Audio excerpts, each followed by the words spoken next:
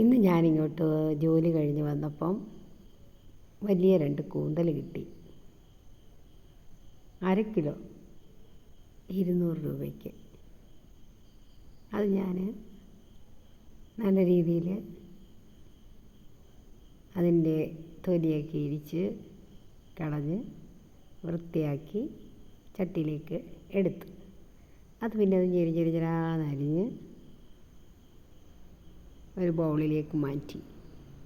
അതിനകത്ത് ഒരു ബൗള് കൊച്ചുള്ളിയും 3-4 മുളകും കരിയാപ്പിലയും ചേർത്ത് എടുത്ത് വെച്ച്, എന്നിട്ട് ചതച്ചതിന് ശേഷം അതിനകത്തേക്ക് മുളകും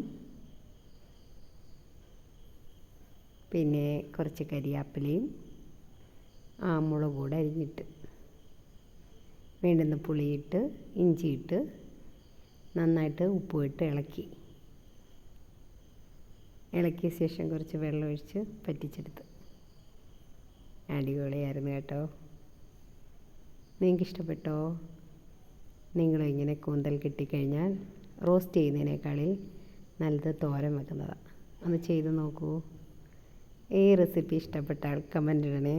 ഞാൻ ആദ്യമായിട്ടാണ് ഓൺ വോയിസിൽ വീഡിയോ ചെയ്യുന്നത്.